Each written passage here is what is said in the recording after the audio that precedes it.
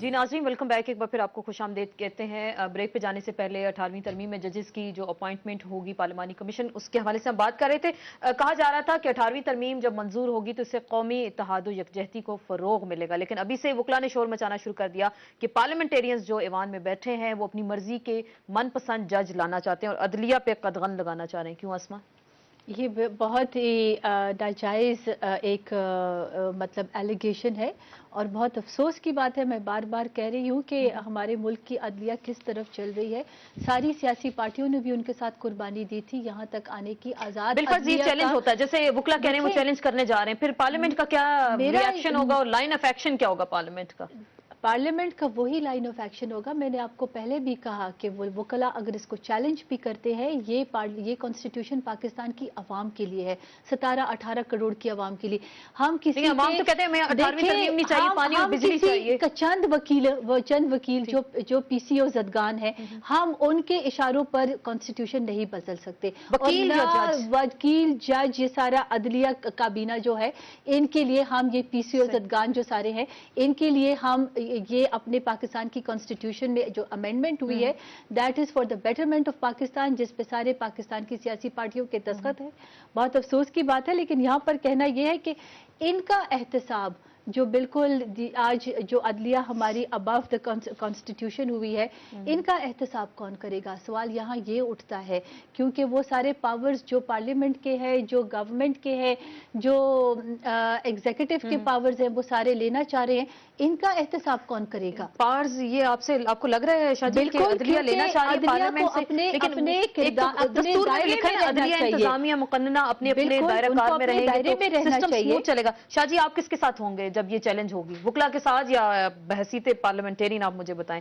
Parliament کے ساتھ ہوں گے آپ وکلاء کے ساتھ ہوں گے؟ دیکھیں جی، میں وکلاء کے ساتھ اس لیے نہیں کہ میری وہ برادری ہے، بالکل بالکل، یعنی وکلاء کی جو اوور آل تھنکنگ ہے جو کہ پیورلی کانسٹیٹیوشن، ججز اور اس دنیا سے متعلقہ ہے. اگر وہ کلام بات کچھ اور کر رہے ہوتے تو میں یقیناً مطلب باقی رہے گا پارلیمنٹ کی حیثیت سے وہ بالکل اپنا وہ رول ادا کریں گے. میں پہلے عرض کر چکا ہوں کہ پارلیمنٹ کی سپرمیسی اپنی جگہ پر، لیکن جس طرح عدلیہ کو کوئی یہ اختیار نہیں ہے نا کہ وہ پارلیمنٹ کے دائرہ کار انکروچ کرے وہاں پر، اسی طرح پارلیمنٹ کو کوئی اختیار نہیں کہ وہ انکروچ کرے اس دنیا میں یا ایگزیکٹو کو. تو جوڈیشری تو جو ہے، اس لیے ہم کیا جب ہم کہتے ہیں کہ آزاد جوڈیشری، کیا اس آزاد کا مطلب یہ تو نہیں کہ وہ مال روڈ پر پھر کر لیکن کس کے ساتھ ہوں گے؟ سمپلی بتائیں آپ کس کے ساتھ ہوں گے؟ وکلاء کے ساتھ یا پارلیمنٹ کے ساتھ؟ یہ جب چیلنج ہوگا دیکھیں مجھے نہیں پتا چیلنج کون کرے گا یا نہیں کرے گا.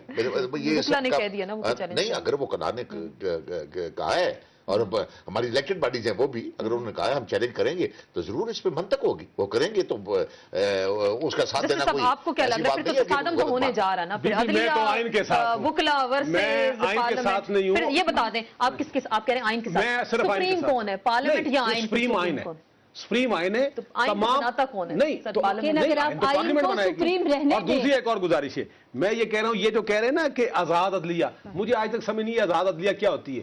دیکھیں اب یہ لفظ کہتے ہیں خود مختار، نہ آزاد کچھ نہیں ہوتا، نہ کوئی آزاد ہوتا ہے نہ غلام ہوتا ہے. بات یہ ججز جو ہیں یا جوڈیشری جو ہے ان کو آئین کے مطابق on the basis of facts available on file اور اپنا انڈیپینڈنٹ مائنڈ اپلائی کر فیصلہ، اس میں آزادی یا غلامی کی کوئی بات نہیں. میرا ایک سوال ہے کہ آزاد عدلیہ جیسے انہوں نے کہا، کیا آزاد عدلیہ جو ہم ایک ملک میں چاہیں گے تو کیا وہ پاکستان کا کانسٹیٹیوشن فالو نہیں کرے گی؟ کیا یہ فیصلہ تو یہ کانسٹیٹیوشن پارلیمنٹ بنائے گا، پارلیمنٹ اپروو کرے گی کہ عدلیہ اپروو کرے گی؟ یا عدلیہ کہہ دے کہ we are above the parliament, we are above the اگر ہر کوئی کانسٹیٹیوشن کو چیلنج کرنے لگا تو یہ کانسٹیٹیوشن پھر نہیں بننے والا. یہ امینڈمنٹس اگر ہر کوئی چیلنج کرنے لگا، افسوس کی بات ہے کہ عدلیہ نے چیلنج کیا. یہ ایک مذاق نہیں ہے، مذاق انہوں نے بنا دیا. قانون کی بات نہیں، آئین 9.5 مہینے کی میں شاہ جی، اور عدلیہ اس کو اپنی کمیٹی بیٹھی تھی بات سنیں جی، ایسے نہ کریں، اپنی کنوینئنس کے مطابق اس کو ٹرن کرنا چاہتے ہیں. نہیں شاہ جی، آپ ان کا غلط ان کے ساتھ آپ بولیں، لیکن خدا کے لیے آج آپ ایک غلط چیز، ایک عدلیہ کے ایک غلط اس پر آپ ان کا ساتھ نہ دیں.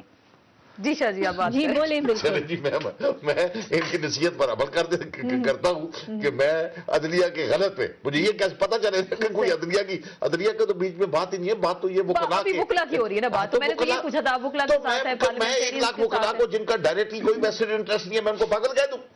और पार्लियामेंट 342 के जो पार्लियामेंट सर आंखों पे, सर 100 के सेनेट सर आंखों पे 18 करोड़ की नुमाइंदगी है, सर आंखों पे 18 करोड़ की नुमाइंदगी है। तारक साहब, मैं नुमाइंदगी को जानता हूँ, आप भी जानते हैं ये नुमाइंदगी क्या बात सर। फिर आप इसका मतलब वोट जो लेके आते हैं वो ऐसे ही होते हैं, वो ऐसे ही डमी वोट्स होते हैं, फिर अगर ये नालायक है तो फिर नालायक हम खुद भी हमारे में से बिल्कुल, इसलिए कि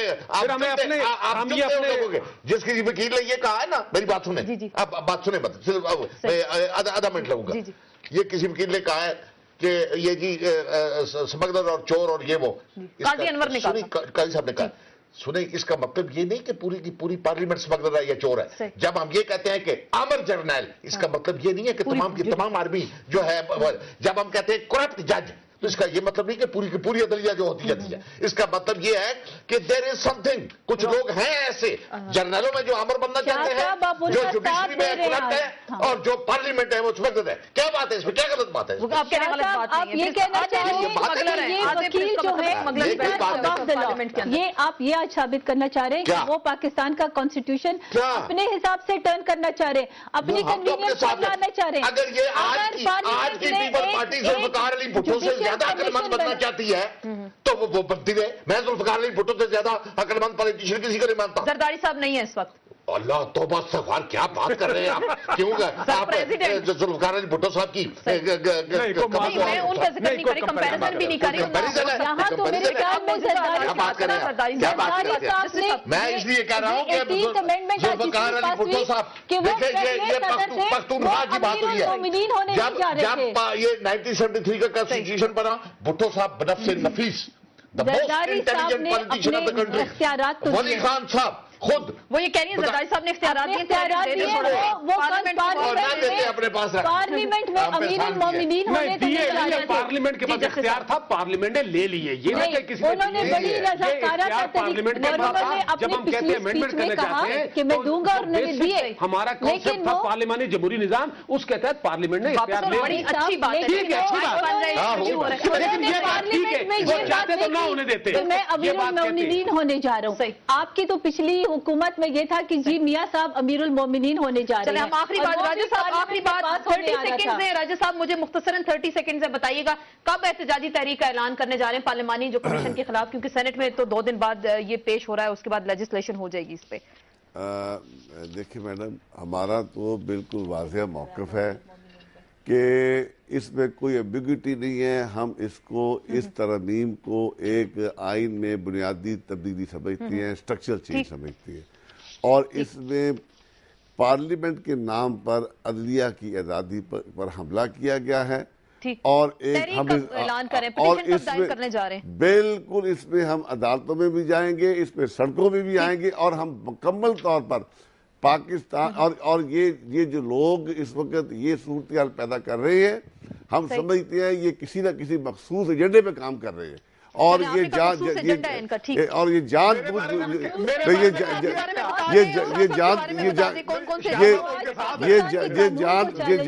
के ऐसी फजा पैदा कर रहे हैं, और जानबूझ के वकला कम्युनिटी को और पाकिस्तान के डेमोक्रेट्स को इन्होंने चैलेंज किया।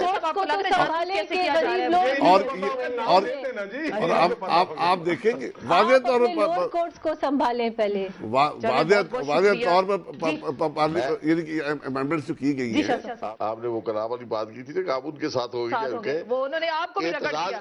मैं पिछली की बात कर रहा हूँ कि एतजाज आसन साहब ने इलेक्शन का और मैंने किया था, बिल्कुल, लेकिन आप सेनेटर बन गए, वो उनको पार्टी, वो तो अब देखे ना, वो तो अब खत्म हो गया मूवमेंट भी, तो ये और वो गलत फैसला था, बाइकआउट का फैसला गलत था, सारी कौम ने उस फैसले को रद्द किया। वो शाह साहब ने 18 फरवरी को लोग निकले अपने लेकिन शाह साहब ने अभी पहले कह दिया ना कि अगर जिस तरीके से वोट आते हैं लेके आते हैं साबित हुआ वो गलत फैसला। मैं आज भी कहता हूं हम तो जेलों में थे, आज भी कहता हूं कि मेरा फैसला और इत्तेलात का फैसला बिल्कुल ठीक था। 18 फरवरी का इलेक्शन आज भी मैं रिकॉर्ड में रहना चाहता हूं कि दैट वाज रिग्ड इलेक्शन। क्या बात आप करते हैं तारक साहब, हम तो फील्ड में हैं, हमें पता है what is happening in this country. क्या बात करते हैं आप? आखिरी बात बहुत अफसोस की बात है, हमारी पार्टी पाकिस्तान के अवाम से वोट लेकर आई है और सबसे बड़ी जमहूरी पार्टी है और रहेगी। और आज मैं शाह साहब को ये बता दूं, तो वो चीखते तो बहुत है लेकिन ये सदर जरदारी ने बिल्कुल अपने रजा, पहले सदर पाकिस्तान के जिन्होंने अपने इख्तियारात पार्लियामेंट को दे दिए, और बरक्स नवाज शरीफ साहब जो पिछली हुकूमत में अमीरुल मोमिनीन नवाज शरीफ इनके सर पे बड़ा सवाल है। नवाज शरीफ इनके सर पे बड़ा सवाल है, यानी बड़ा जरदारी साहब है वो भी नवाज जी, बीबी आसमा नवाज जी, पर नवाज शरीफ से अपने लड़के गए आप, क्या वजह?